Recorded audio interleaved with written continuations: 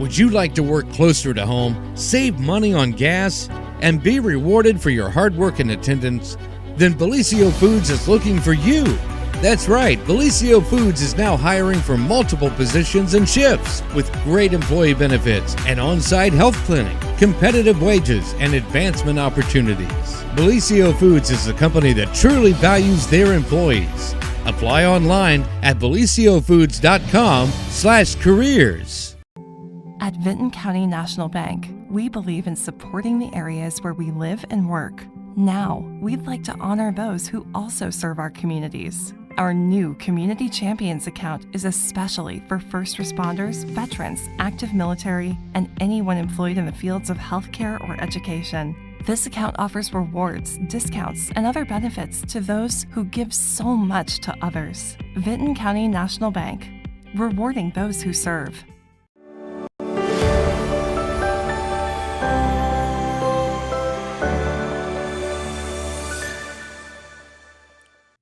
Well, happy Friday, everyone. Welcome to the morning show right here on Main Street TV, where our good friend Jeremiah Schaefer is in the house. And you have a dual role today. I do. I'm trying to run the computer for little Dylan and be over here, and hopefully everything's working. I'm gonna take a real quick look to make sure that everything is working before we get too far into it, Jen. Here to make sure that it's running properly, because it's been a while since I've had to be. Yeah, we're on. So I hear me. So everybody should be good. So good morning, everybody. So it's going to be a busy Friday news day for you, Jen. We got 3 newsmen on the show this morning. How about that? 3, not 1, not 2, but 3. 3, yeah. So we're going to start off with me, and then Telegram editor Pete Wilson's going to be stopping by, and then later in the show, staff writer Red Thompson Jr. is going to be in to talk about all things Vinton County. So that's right. He's a man about town there. He is. County. Yeah, he knows all about everything going on in Vinton County. So he does. And so Jeremiah has dual role today. He has to be Dylan and Jeremiah. So we thank you for that. Should be okay. I got it all. I came in early. So far, so good. So far, so good. Everything's rolling. You can hear me, and we should be fine. So. That's right. So how you been? All good with the world? Yeah, doing good. It's crazy. I got lucky. I was here early enough before the rain started that I didn't get wet. So I was telling you, I looked outside a little bit ago at my house, and there was rain coming this way. There was rain going this way, like all at the same time. Yeah. I'm like, what is happening? No, I could hear it. Us being in this old Walmart building, I could hear it coming down on the roof. Nasty out there. Yeah, it was coming down pretty heavy there for a while. So yeah, so if you maybe look outside, see if you have to go out and you don't have to be at a certain place at a certain time, maybe try to find a little lull in the weather before you go out, because man, it's one of those soaking rains. It was a lot of the folks that were coming in, around 8:00, and I've been here for a little bit before that. So, they're like, "How you doing this morning?" And I was like, "I'm dry." So that's fine. how I'm fine, because they're just like soaked, and I'm just like, "I see you're a little wet this morning." It's not good. And the worst thing ever is like when you get like your shoes get wet, and then you're just like miserable the whole day. Yeah, no, there was a few weeks ago I covered something and my shoes got wet and my socks, and I made a point to stop by the house on my way back from what I covered. Smart. I changed my shoes and my socks because I hate it. I can't stand it. Yeah, the worst feeling. So, want to get to some news for you this morning, Jim? Yeah, absolutely. Lots going on. Yeah, lots going on. Yesterday afternoon, we had a crash here in the county that is notable.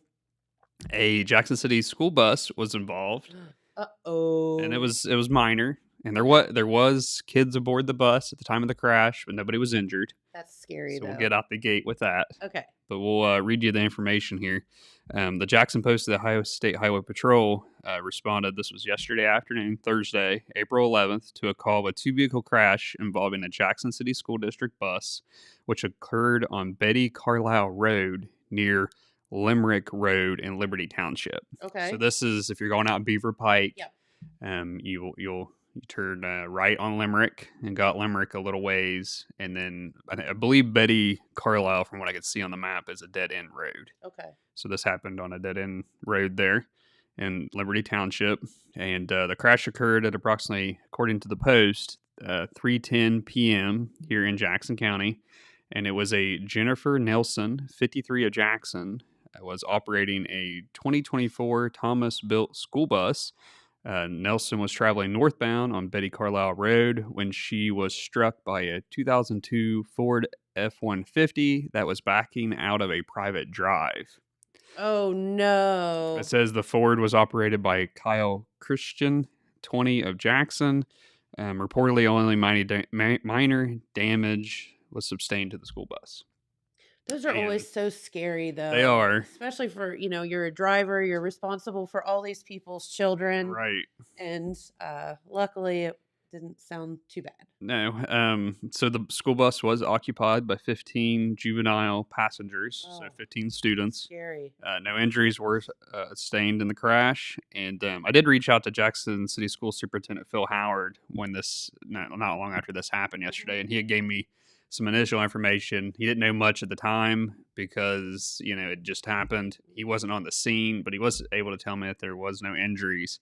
And he did tell me that they were sending a secondary school bus to secure the students and to finish out the bus route, even though it was just minor damage to the other bus. I guess that might be just like a protocol type thing, maybe. You think, like logistically, I'm sure they don't have a lot of spare school buses sitting around. Right. So, and this was a 2024, so it was one of the newer ones, it sounds like. Yeah. But Christian, according to the Post, was cited for improper backing. And the High State Highway Patrol would like to remind motorists to always be aware of their surroundings and be extra. Yellow school bus. Right. Yeah. During the school pickup and drop off hours, you got to be real vigilant. Yes. Can't talk this morning. So, look out for them school buses. Yes. So, absolutely. Wanted to share that. I wanted to give you an update on Elizabeth's Flowers and Gifts, Jen. Oh, okay. So I think I was on, or Pete was on, and talked about, I think I was on. Yeah. And talked about her having her vendor's license suspended. Yes. And it had to do with sales tax and her not, I guess, filing or reporting or whatever. She had the big pink slip, So that bright pink slip of paper that was taped to the window of Elizabeth's Flowers and Gifts there on 163 Broadway Street in downtown Jackson is no more. Okay. And that paper, as I previously reported, was posted on Thursday, March 28th, and it meant that the location could not sell anything to the public because its vendor's license was suspended, and it was prohibited from making retail, online, or otherwise sales at the location. And the Post had said that it was originally posted on the 12th and then reposted again on the 28th, and the suspension was related to failure to file or pay a sales tax or file like a return. The business is operated and owned by Elizabeth Frisbee, and it offers a variety of things from fresh silk flowers, gifts, garden center, etc. It's been a business for 24 years, Jen. And Frisbee shared on social media on April 2nd a post that it kind of indicated that her suspension had been lifted. Mm-hmm. And I had inquired that same day with the Ohio Department of Taxation, and I got a no comment response that day from them. And it turned out that the guy that I had talked to previously there was on vacation, and I don't think the person that was filling in wanted to speak on his behalf. Sure. And when he got back the following week, so on Monday, April 8th, he was able to confirm to me that Frisbee's vendor license had been reactivated. Okay. And she is allowed to do business again. Okay. So flowers back in the community. Flowers back in the community. And as I told you before, more than half the time when a suspension occurs, there's criminal complaints filed in the local court system. Those complaints remain in the system. That her arraignment isn't until May 1st, 2024 at 1:30 p.m. When I checked the court docket, her two criminal complaints, which one was for failed to file a sales tax return, and the second was her unlawfully covering or removing a public notice suspension sign. So I don't know what will happen on that. I know local judge, Jackson County Municipal Court Judge Mark Music had recused himself, and they had appointed another judge to hear that case. But like I said, those still remain in the court system. Okay. Don't know if, since before I'd explained that, that suspension sign comes when you have, or they'll take it down, I guess, when you've met your tax obligations. Mm-hmm. So she must have met her tax obligations for that to be taken down. So I don't know if the court, the judge will decide, well, you've done what you needed to do, so maybe dismiss the one charge, and maybe she'll get slapped with some penalties on the other. Yeah, it'll be interesting. Or something. I don't know. We'll have to wait until how that whole thing works. Yeah, I'll have to wait till May 1st to see what happens on that side of things. So just wanted to do my due diligence and follow up and mention that she's back in business. Okay. So earlier this week, Jen, on Eclipse Day, we're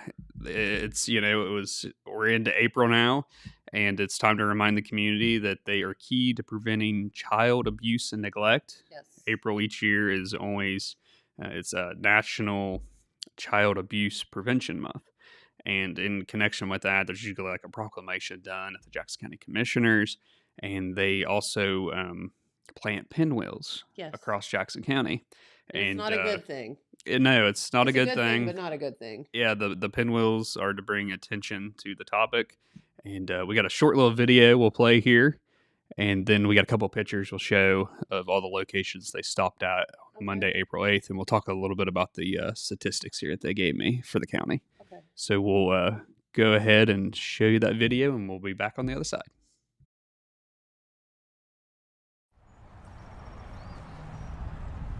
Hello, I'm Jeremiah Shaver, and I'm a multimedia journalist with The Telegram. Today is Monday, April 8th, and I'm in Jackson's Manpower Park, where this morning Jackson County Job and Family Services planted pinwheels here at the gazebo and along the walkway. These pinwheels are to bring awareness to an important topic that we're going to hear about from the director at the Job and Family Services. So if you're driving by Main Street and you see these pinwheels planted, you'll know why. Hi, good morning. This is Tammy Osborne-Smith from Jackson County Department of Job and Family Services. I'm the director at the agency. We are here at Manpower Park this morning, and we are here actually for April, which is Prevention Month. We're going to be planting pinwheels, and we're actually planting those in Oak Hill and Wellston as well. And the pinwheels for prevention are a reminder of the child abuse awareness for the month of April. So we hope that folks in our community will come out and snap a picture. Hashtag Ohio Wears Blue Day is on Wednesday. So just this reminder of very importance of how our community can come together and protect children.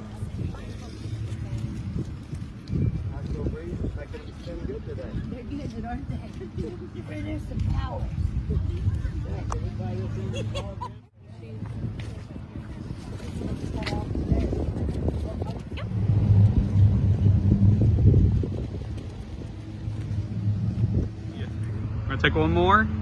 1, 2, 3. Okay. Hello. Hi, we're back. All right, so that was a little video down at Jackson's Manpower Park of the folks from the Jackson County Department of Job and Family Services planting pinwheels. Yeah, and it's a very symbolic gesture, and it's such a big thing to raise awareness to child abuse, and nobody wants to think that it's happening out there, but it happens. It happens, and way more than what you think. Yes, I got some statistics here. Jackson County Department of Job and Family Services Director Tammy Osborne-Smith told us that last year the agency received nearly 900 reports of child abuse and neglect in Jackson County. In Jackson County. 900? Yes. And it says that in Ohio, around 1 in 7 children are abused or neglected sometime in their lifetime. And the rate of child in custody at any given time during the year in Jackson County was around 19.5 per 1,000 children. It says that is nearly 3 times the national rate of maltreatment. So some interesting stats here in the county. I did want to mention, we can show real quick the pictures from so they started in Wellston, and so they planted pinwheels in front of the city building, the Wellston City Building, and you can see Blue out front there, the therapy dog for the Wellston Police Department, and sweetheart. You can see the folks from Job and Family along with some of the folks from the city building, and I see Mayor Brenner back there, tall in the back and center. After that, they ventured to Jackson's Manpower Park, where they planted pinwheels around the gazebo and along the walkway there, as you've seen in my video. And you can see some folks there in an action shot planting some pinwheels along the walkway. After that, they went on down to the southern part of the county to the village of Oak Hill and planted pinwheels at Etna Park. And this is by that monument for, I think it's Don Malone. I can't see it from here, but it's there at Etna Park, right next to the village building. And they told me that starting Monday, April 15th, there will be a new hotline number, and it's 1-855-286-KIDS, and that's 5437. And that's a new protective services hotline that is going to be launching here in the county. Okay. And callers can also look forward to a new after-hours answering service for that hotline, too. Okay. So Osborne Smith said that this is, and I quote, she said, as we work with our community to accomplish this, well, I skipped a little bit of her comment. I probably shouldn't have skipped it all, but she talks about in honor of National Child Abuse Prevention Month and creating a brighter future for our kids. We thought that it was a opportune time to introduce a new protective service hotline. So once again, that number is 1-855-286-KIDS, and that's 5437. And I guess you can call that hotline, 24/7, 7 days a week, and leave tips that can help protect children if you know that they're being abused or neglected. So that's a little bit of information about that. I know they're going to be having like a town hall later this month, and we'll have some information about that in the paper. I think it's April 30th there at their building on South Street. So, I can't believe the numbers are that high. I would have never guessed. Yeah, no, it's staggering. Yeah, something to definitely see. So over the weekend, Jen, I know Pete touched on this earlier in the week. I was once again hanging out with royalty, Jen. Yay! Back-to-back weekends, because we had Jackson Apple Festival royalty, and over the weekend we had Jackson County Fair royalty contest. Yes. And the picture on the screen for those watching on the TV, this is your 2024 Jackson County Fair Queen Anne Court. It's a large court, 9 titles in total, and we can go over the names here. This royalty was named on Saturday, April 6th. Seated from the left are 9th, 10th grade attendant Maddie Mercer, 2nd attendant Haley Ross, Fair Queen Natalie Allison, first attendant Jasmine Clarkson, and then standing from the left behind there, you have Little Miss Little Miss Callie Cantor, 3rd, 4th grade attendant Callan Kaiser, 5th, 6th grade attendant Annabelle McCallan, 7th grade attendant Bobby Browning, 5th, 6th grade attendant Annabelle McCallan, which is the big sister to the little mister. She's... They're related. Wait a second here. Well, I had that in there twice, apparently. I'll have to fix that later. I duplicated the name in this cut line. Hopefully that got caught before it went in the paper. Has this been in the paper? It's going to go in the paper. I think we caught that. Did you? Okay. 9 titles, Pete. I'm bound to make a mistake. Hard to keep track of. Yeah. So let me fix this. So in the center there, let me start with the center. That is 7th, 8th grade attendant Bobby Browning, and then that's 5th, 6th grade attendant Annabelle McCow, and then the little mister there, that is Joshua McCallan, and that is they're siblings. Oh, cool. They're standing behind the little mister and the 5th, 6th grade attendant. So anyhow, we have a photo gallery available on the telegramnews.com, and we'll have this story in Saturday's edition. Talks about all the contests. This year, instead of 2 nights of contests, they did everything in 1 night. So they had 3 contests back to back to back. I got there at 3 o'clock, left at 8 o'clock. Just hung out in my seat, streamed all 3. So all 3 of those are available too if you want to watch them. And the Queen Director wanted me to mention that prior to the contest, there are closed-door interviews for each contestant during the course of the day. The maximum scoring in terms of points is 30 points for the application, 35 points for the closed-door interview, and 35 points for the contest. So there's 3 parts that go into the overall judging process. It's not just the pageant. So just wanted to mention that. So we'll have that complete story in Saturday's edition of the Telegram. One more thing I want to mention before we hand my seat over to Mr. Wilson here, because we have to make time for him and Mr. Thompson. So at a Jackson City School Board meeting, this was in March.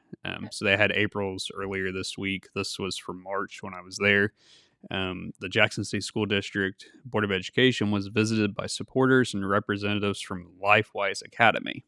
Have you ever heard of LifeWise Academy? So LifeWise Academy, we'll put this up here. So these are all the folks that spoke during the meeting. You have the 4 that spoke, and then you have Jackson City School Superintendent Phil Howard there kind of speaking back. So this was during the Tuesday, March 12th meeting of the Jackson City School Board, and the representatives for LifeWise. You had LifeWise supporter Kent Taylor, which is in the blue suit. You had Christ Church of Jackson pastor Dr. Timothy Wall. He's in the black suit there in the center. And then Jackson Nazarene Church pastor Mark Erskine. He's the 4th photo from the left. And then the first photo there, that is LifeWise Academy program coach David Trainer. And the group was there to discuss LifeWise Academy program and how it could become connected with Jackson City Schools. The LifeWise Academy is a release time religious Bible education program that focuses on character development during school hours, Jen. So the curriculum is powered by the Gospel Project, and it takes students through the entire Bible with a 3-fold focus: head, heart, hand. Each LifeWise lessons reviews the Bible passage as well as a living LifeWise character trait. The lessons, orders, and activities are flexible and can be modified by the teacher if necessary. And now you're thinking, Bible study in school, it being time release. This is happening off school campus, but during school time. So you're saying that students would leave the building and go to somewhere. This class. Yes. So it's kind of like a extra, well, not an extracurricular, but like a special. So like it would happen during maybe a kid's study hall or art or gym, etc. Okay. And you have to opt into this, and there has to be parent consent. Okay. They said at the meeting that there's 25,000 students enrolled in this privately funded program across 12 states, 276 active programs, with 80% of the programs being here in the Buckeye State. The program started in Hilliard, and locally the group has received support from 150 community members and parents here in Jackson County that would like to see this program start in some fashion. And once again, the LifeWise Academy program, it's held off-site, away from school grounds during the school day, and parental permission is needed for the students to attend. And they say the Academy keeps the program legal, simple, and practical. And there was discussion revealed that the program may be available to students at Jackson Middle School in the future, with the off-site location possibly being the Christ Church at Jackson, which isn't too far up the road. Mm-hmm. So I guess they would somehow bus these students from the middle school to the church and back during that, whatever that time frame is. So none of this has been implemented yet, to my knowledge. So what was the verdict on that? So Jackson City School Superintendent Phil Howard, he told those representatives of the school district didn't want to do anything that would negatively impact students in their academics. He said, lost my place here. He said he wasn't against the program, but didn't know how it would work as far as scheduling goes. I guess Jackson City Schools has real tight schedules. Some of the schools don't have specials, I guess, and they just didn't know how they would be able to work. They understand it's a time release thing, and they just don't know how that would work. And Phil Howard, and I'm going to quote him here, he said, "Again, I am pointing out the negatives or questions that I have. I don't want to come across as anti-Christian." And then he also recalled the events of 2013 when the school district fought the infamous Jesus picture hung in the Hall of Honor, and said, no one fought harder to keep that picture up than I did.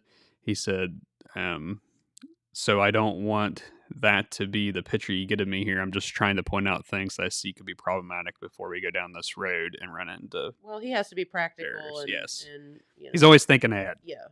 Always thinking ahead. And he had suggested to the group, the program might be better served as an after-school program instead of a release time program. But the fellow trainer, David Trainer from LifeWise Academy, explained that the program is set as a time release program only, that it is not an after-school program.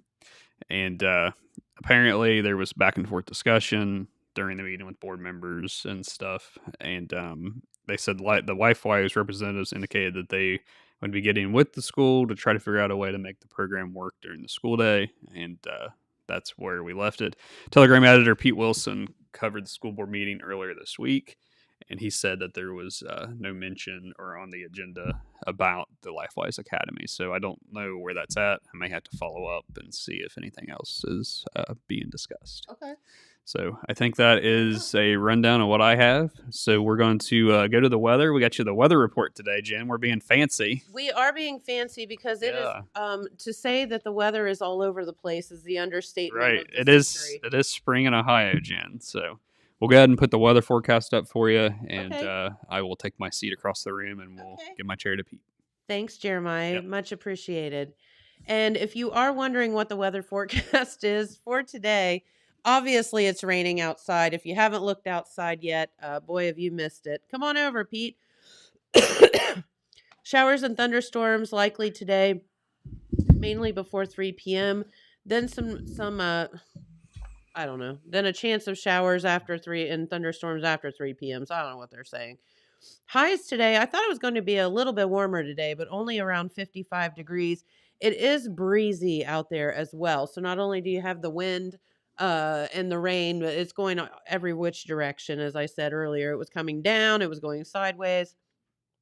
A quarter and a half to a half of an inch of rain possible today. So that's quite a bit. So again, please do not drive through standing water. Just be very, very safe. Some rain overnight tonight, lows around 43. But then on tomorrow, look at that. Some sunshine in the forecast and getting warmer, highs around 65 degrees. Then on Sunday, a small chance of showers, like only about 20%. But look at that. Sunday, Monday, highs of 77, 78, and then Tuesday, 81 degrees. So we will take it. So if we can get through this rain today and possibly a tiny bit tomorrow, looks like the weather forecast is going to look very spring-like for us here in Ohio.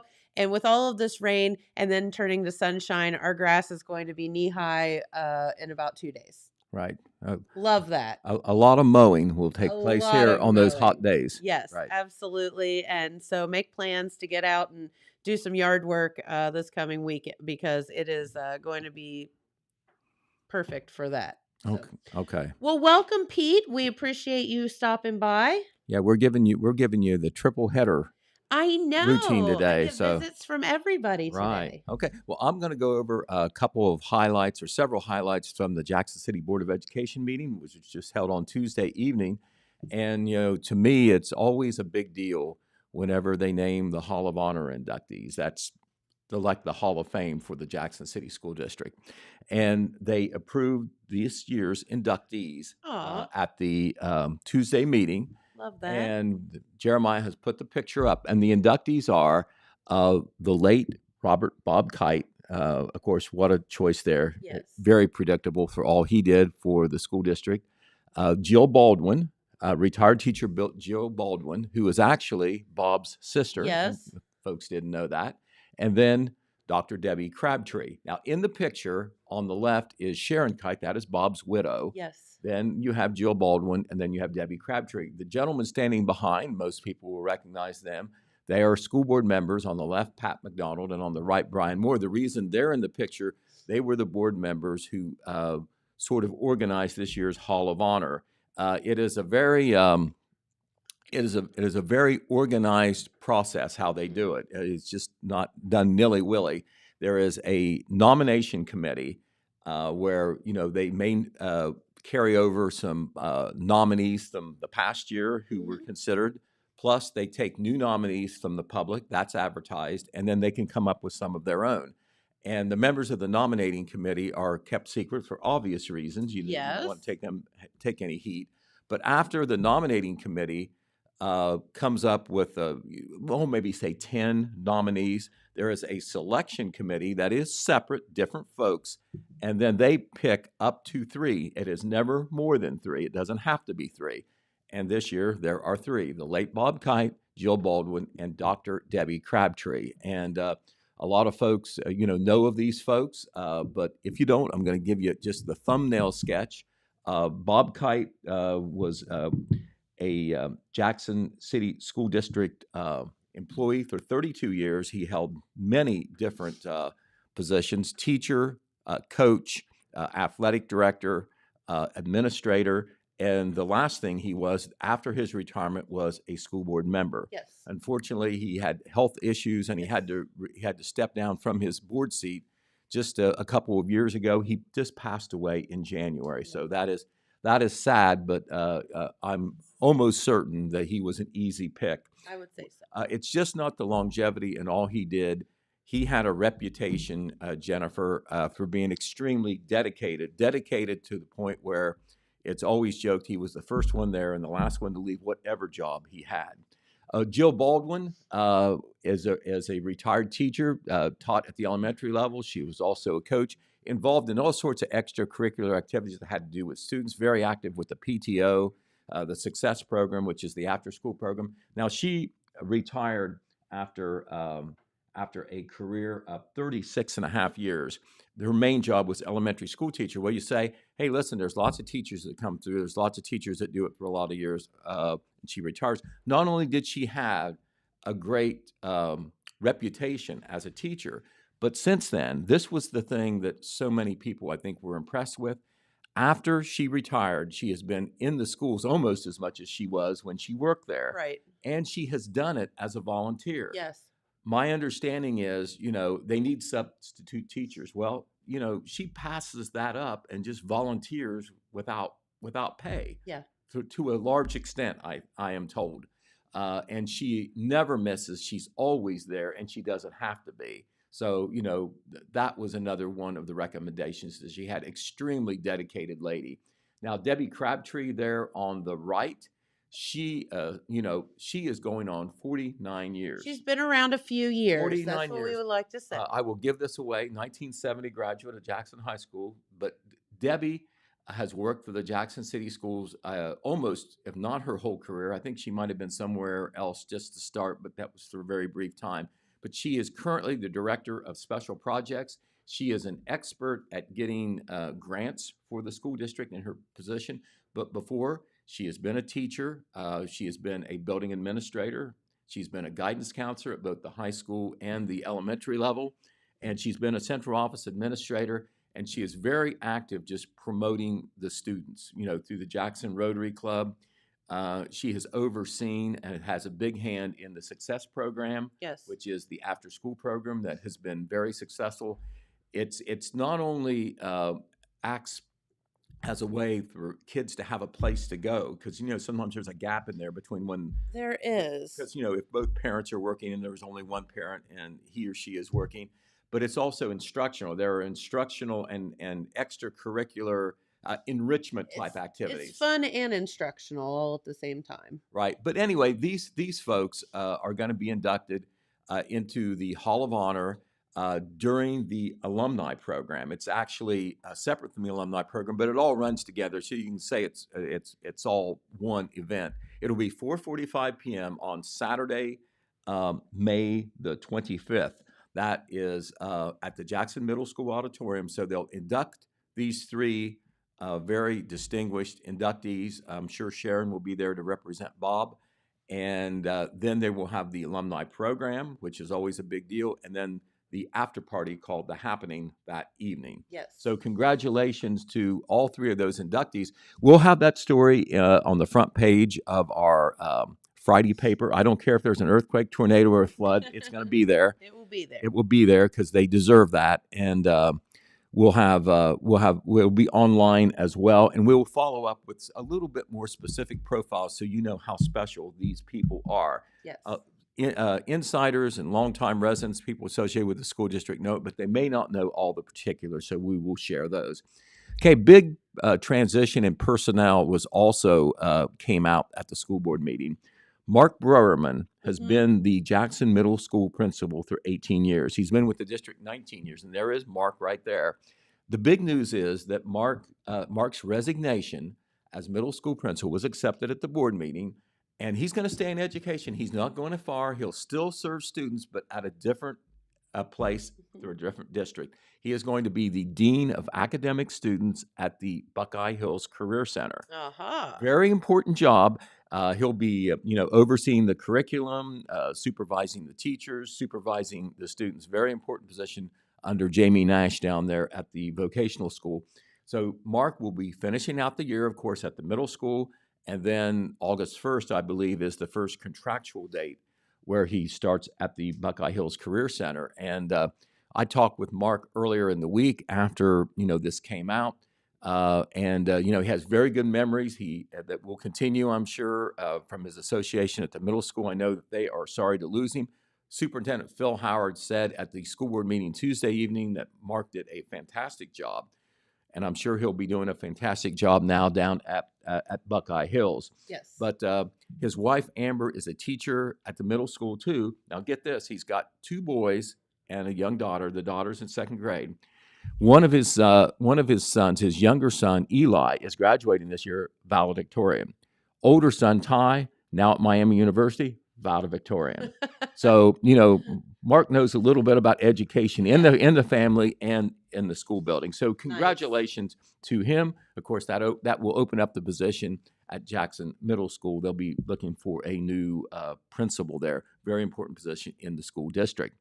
All right, another appointment approval that was made there that we want to mention for the folks who are into the athletics, and they're all over the place. Chad Carpenter will be the new Jackson Iron Ladies girls basketball coach. That is Chad right there in the middle. That's right. Looking very sporty. Looks like him and Phil Howard, who is there on the left, checked each other about ties. Very, very similar there. His people. Jackets are very similar too. Phil on the left. That's Winning. Right? Chad Carpenter in the middle, and that is Jackson High School Principal Tyler Swackhammer on the right. But Chad is no stranger to the Jackson girls basketball program. He has assisted Matt Walburn, who had a great run, of course, with the Jackson girls, 3 straight championships in the Frontier Athletic Conference, and Chad was a key member of that staff. Chad actually also coached with Matt Combs, the Hall of Fame caliber coach at Vinton County on the boys' side, before he joined the girls program down here. Chad is actually an assistant treasurer with the Vinton County local school district, so he's got ties with both districts. But Chad's daughter, TJ, graduated this year. She was a top player on that great girls team for the last 3 or 4 years. She's, by the way, going to Marietta College. We will hear about that officially very soon. Younger sister, Sydney, is a sophomore this year. She will be the lone returning starter, and I'm sure that she will be a key member that Chad will build his new team around. And it's a rebuilding situation, but they do go into it with an experienced coach in Chad Carpenter. Phil Howard said this, they opened it up as they always do because you don't know who might be interested in the thing. And he said, we found out pretty soon that the best person was right there with us. Right before your eyes, in the Jackson City School District. Chad Carpenter was willing to take on that job. Big responsibility. Speaking of sports, we're having an eye on the sky, and we're looking down at the ground at Eddie Jones Field, because tomorrow is supposed to be opening day activities for the Big Red Diamond Club.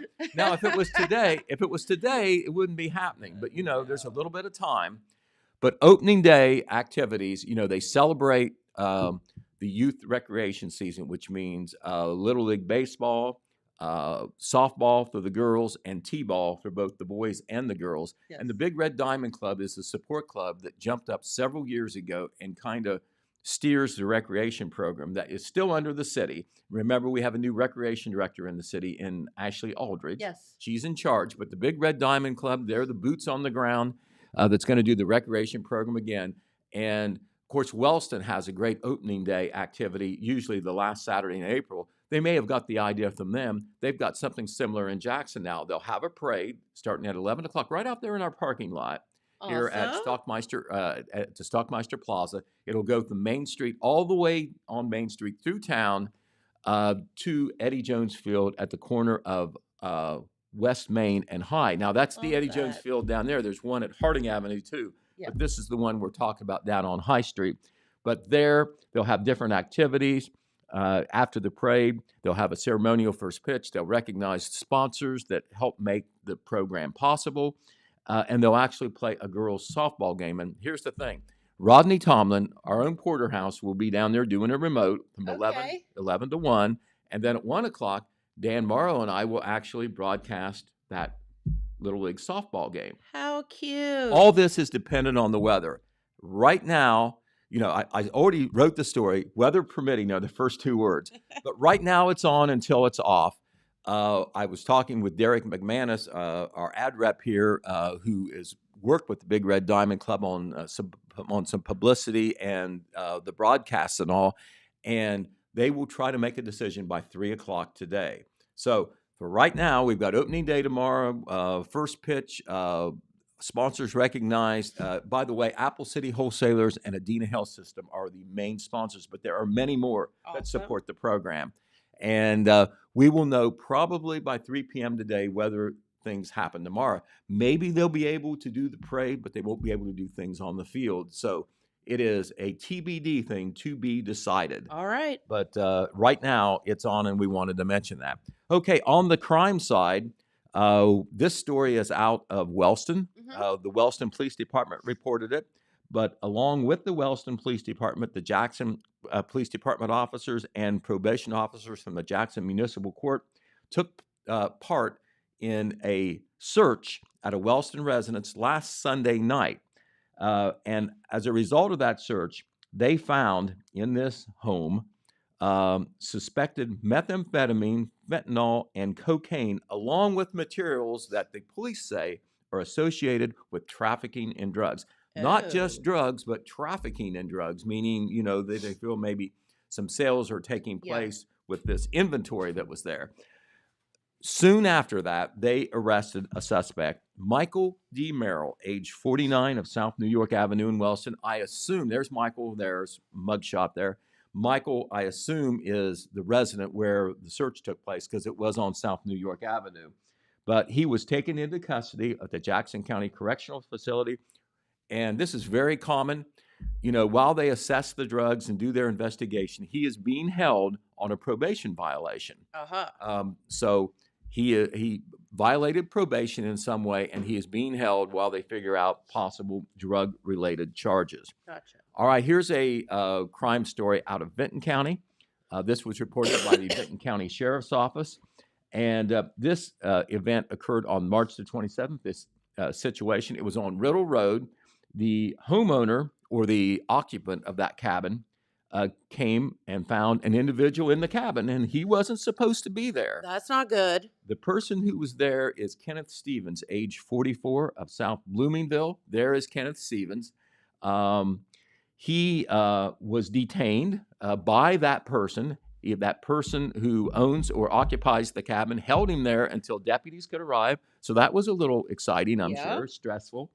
But law enforcement officers did arrive. They arrested Mr. Stevens, and I was not given any information on the charge, but certainly he wasn't supposed to be there, and he was being held, at least initially, at the Southeast Ohio Regional Jail. Okay.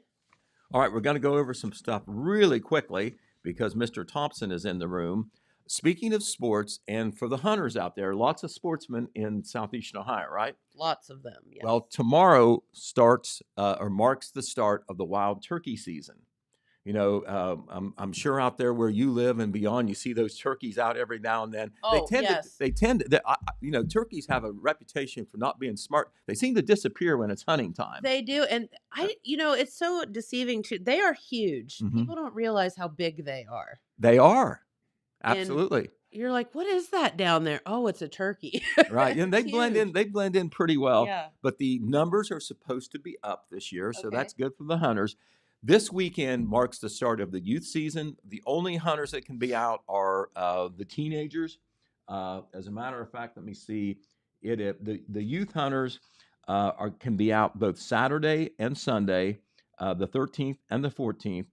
And the hunters have to be accompanied by an adult and they all have to be licensed, of course. And then next Saturday, the wild turkey season opens for everybody. Okay. You know, the adults and everything, and it will go well into May.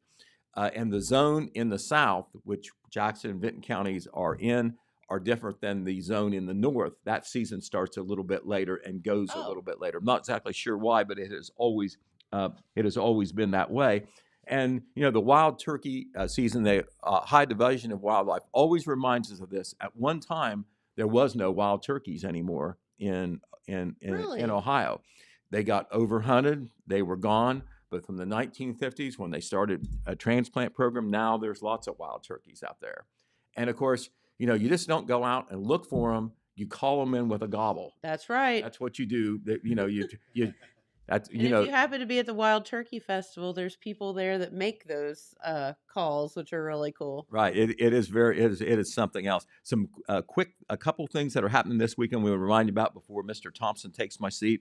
Open Rail will be doing their concert at the Marquee. Yes, absolutely. I'm guessing that there's still some tickets left. If you get They it are if you so get it awesome. today, it's $15. If you get it tomorrow, it'll be $17. Or at the door, it'll be Yes. $17. So if you think you're going to go, don't wait. That's at the Marquee on Saturday. The Mountains Move Conference will be out at the World Outreach Ministries. Yes. Also on Saturday from 4 to 8 p.m. The Vinton County Junior Fair Board is having a big spring fling camp out activities that actually start today. They'll go tomorrow and also on Sunday. They'll have a vendor fair set up. They'll have a poker run. They'll have live music on Saturday evening. They'll have a big Easter egg hunt that the Jackson Vinton Farm Bureau is doing out there on Sunday. You sign up at 11 o'clock, and then it goes at 12 o'clock. If Kim Harless and her group is involved in it, you know it's going to be a grand affair. So if you missed the Easter egg hunts on Easter weekend, you got one more shot. There you go. Okay. And next week is Spring Cleanup Week in Jackson. That's where you can set out some bigger stuff, and it's not going to cost you anything extra. Good deal. You set things out on your garbage day, all right? You're talking about, and if you set out furniture and mattresses and upholstered furniture, they have to be wrapped. That's because of the bed bug. The dreaded. And all right. So if you bed bug. set it out and you don't wrap it, it's going to sit there, or unless somebody else decides to take it. All right. Also, what you cannot have paint, hazardous chemicals, tires, or construction materials. Those things are no-nos on being picked up because of environmental reasons. So there you are. Red Thompson is going to come now. He's ready to roll. He is ready to roll. And thank you so much, Pete, for sharing what you know this morning.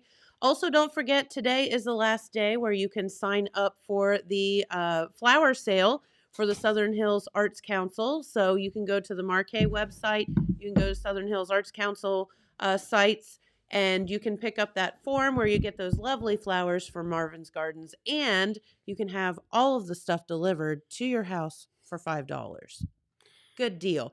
Great fundraiser for the Arts Council, great fundraiser for Marvin's Gardens, and it's great for you because you don't have to go out and get it yourself. So. I tell you, we got local Amazon. Win-win. Yes, exactly. Local Amazon. You're right. Right. So how you doing, Red? Oh, not too bad. There's a lot going on, and it's been a while. Thanks for having us again, Miss Jen. Of course. Always here in the Lou Davis studio. Yeah. People listen to him in the mornings for several years. A few years, yes. You played that good old country music back. That's right. Jennifer, it's been a while since we discussed some Benton County news, and guess what topic we're going to start with today? I don't The know. old familiar topic, tourism. Okay, we'll go with tourism. Okay. That's a good thing. The Benton County Airport, as you know, is connected with the tourism up there. Yes, of course. And at the commissioners' meeting on Tuesday, Dick Rupert, he came to discuss. There he is. He was a longtime president of the Pilots and Boosters. Now he's the secretary treasurer. Mm-hmm. And they are starting a program to where pilots can call them up to 3 days in advance and they can arrange to have a vehicle from Enterprise in Jackson up there. Oh, okay. And that will be a great boost to people flying into the Hocking Hills. He is also going into the Hocking Hills Tourism Commission meetings and to try to have the airport listed as the gateway airport to the Hocking Hills. Okay, makes sense. And, you know, if you haven't seen the airport, it's beautiful. It's Mhm. up on Pumpkin Ridge, Mhm. about 6 miles north of MacArthur. It's near the Ravenswood Castle and the On-Guard Defense Center. And a lot of people flies in. I was up at the On-Guard Defense Center. I met people from 6 states there. Wow. They got a big shooting range. It's really become a big destination in the region. And, of course, the castle. I don't know if you've been to the castle. Oh, yeah. Super cool. And, you know, they have all that. There's lots of other things. Lake Hope tourism keeps going up. Hocking Hills, as we mentioned before, it's near Dollywood. It's getting up to Dollywood numbers. So we just need a big country music theme park up there. Like There you go. Dollywood. Some roller coasters. We already have the zip line, so we're already That's right. We're halfway there.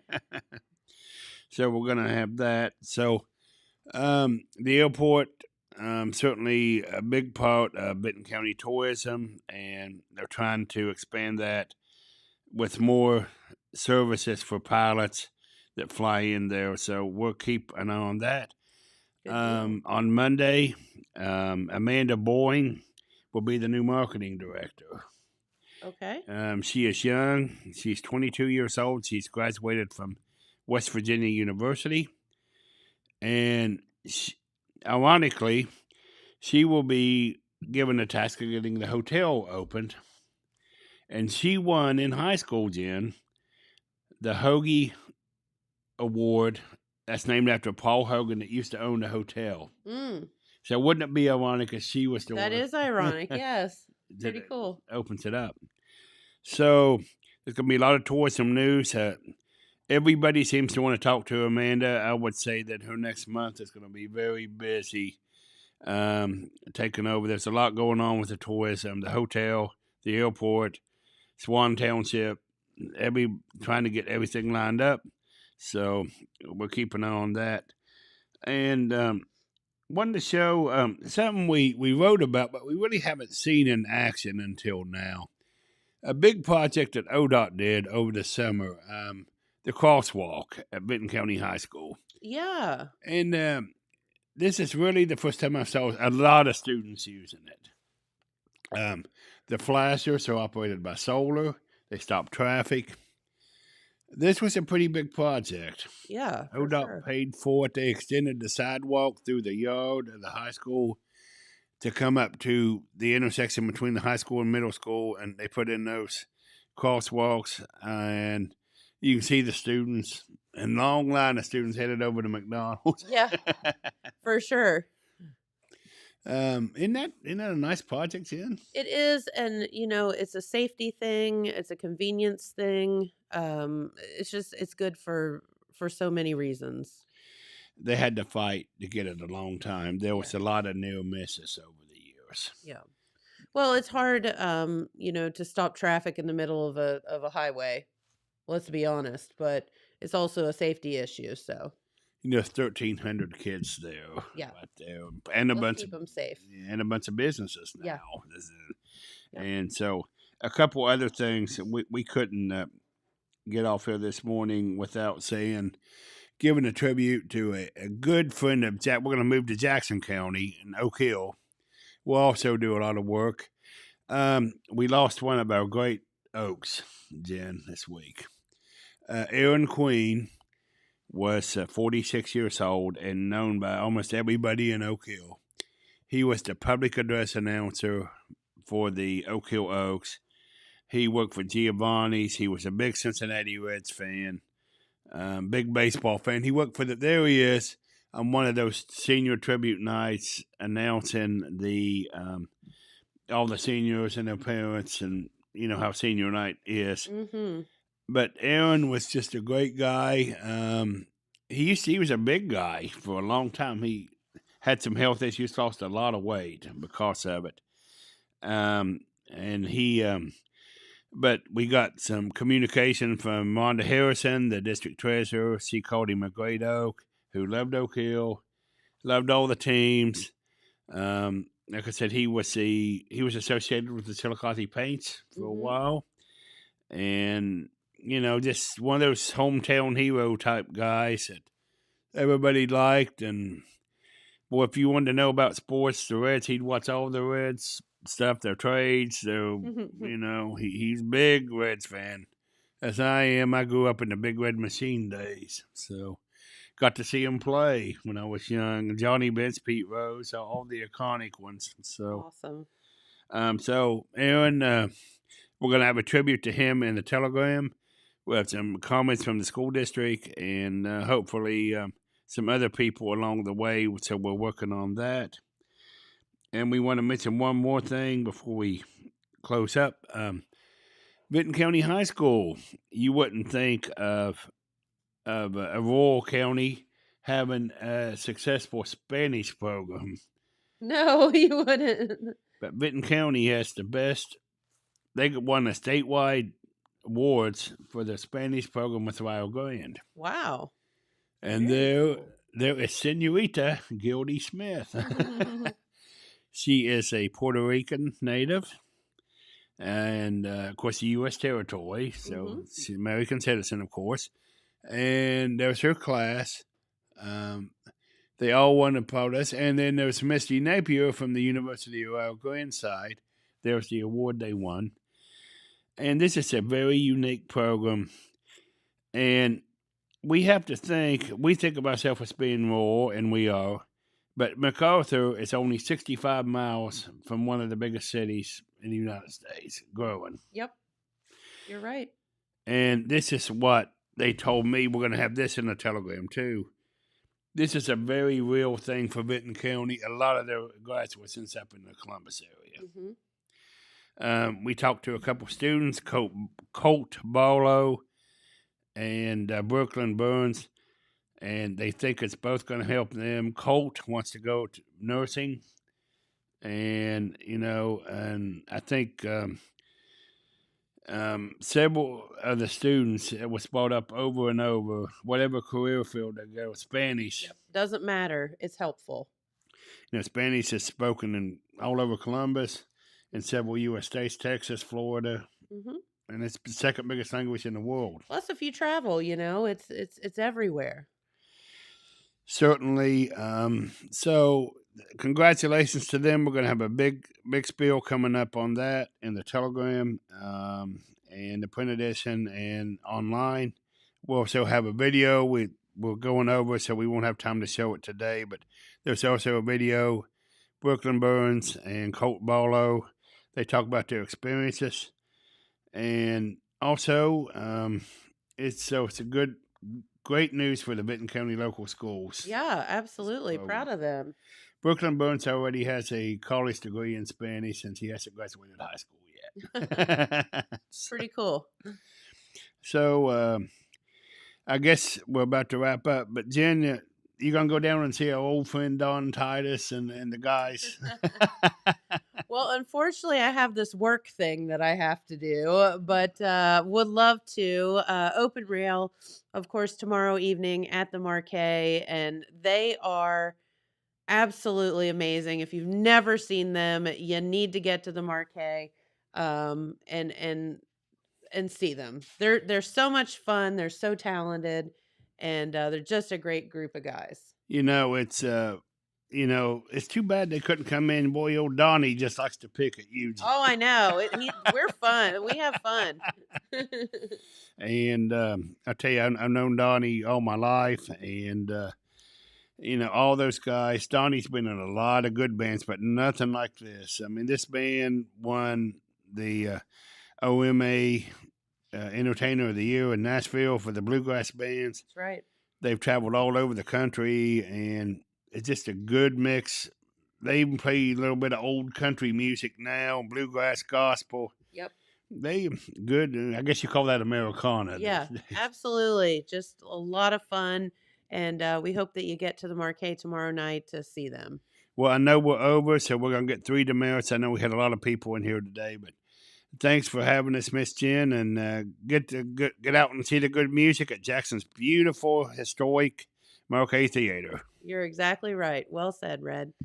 All right. Well, have a wonderful weekend, everyone. Try to stay dry today, but never fear, the weather will get better as the weekend rolls on. So we'll see you right back here Monday. Thank you so much for tuning in. Bye-bye. This just in. The Telegram News has a new website. thetelegram.news.com. Same dedicated coverage. Same trustworthy news with a brand new look. Covering Jackson and Benton counties and surrounding areas. Locally owned and operated, thetelegram.news.com has its finger on the pulse of the community. Stay up to date on local events, high school sports, and breaking news. thetelegram.news.com. Subscribe today at thetelegram.news.com. Check it out.